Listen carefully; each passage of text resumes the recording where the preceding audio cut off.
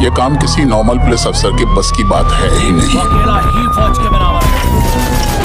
We have to get this stop। इसके लिए हमें स्पेशलिस्ट चाहिए। करेगा कौन? टाइगर।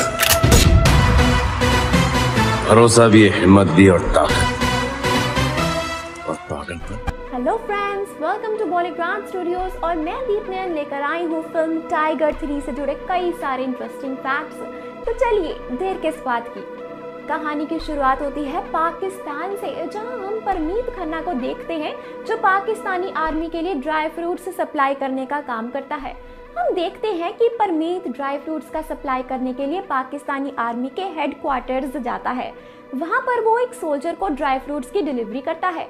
डिलीवरी करने के बाद परमीत खन्ना उस सोल्जर से बाथरूम जाने का रास्ता पूछता है और वो सोल्जर परमीत को बाथरूम का रास्ता बता देता है, जिसके बाद परमीत खन्ना बाथरूम जाने लगता है, लेकिन वो बाथरूम में जाने की बजाय किसी और रूम में चला जाता है और वहां रखी फाइल्स को देखने लगता है। कुछ देर तक फाइल्स देखने के बाद वो उन फाइल्स में से एक पेपर को फोल्ड करके अपनी पॉकेट में रखता है और फिर हेडक्वार्टर्स से चला जाता है।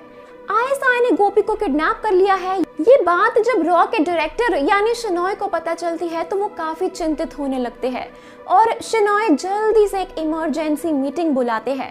शेनॉय सभी ऑफिसर्स से इस बारे में बात करते हैं।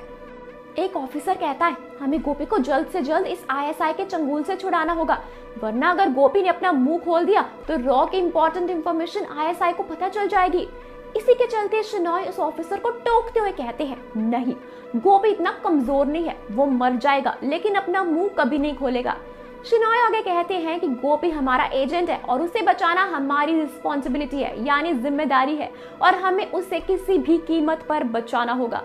शेनॉय करण से गोपी के बारे में और ज्यादा जानकारी निकालने के लिए कहते हैं। करण तुरंत ही गोपी के बारे में जितनी भी इंफॉर्मेशन हो सके उतनी इंफॉर्मेशन निकालने में जुट जाता है। कई दिनों की मेहनत के बाद करण को गोपी के बारे में कुछ क्लू मिलता है, यानी कुछ जानकारी उसे मिलती है। करण जल्दी से शेनॉय के पास जाता है और उन्हें बताता है कि गोपी को कई दिनों के टॉर्चर के बाद पाकिस्तान ऑक्यूपाइड कश्मीर के बालिस्तान प्रांत में स्थित एक हाई सिक्योरिटी जेल में बंद करके रखा गया है और ये वही जेल है जिसका इस्तेमाल आईएसआई अपने दुश्मनों को टॉर्चर करने के लिए करती है। इस जेल में जाने वाले कैदी कभी वापस नहीं आते हैं, या तो उन्हें मार दिया जाता है या फिर उन्हें लाइफ टाइम कैदी बनाकर रखा जाता है।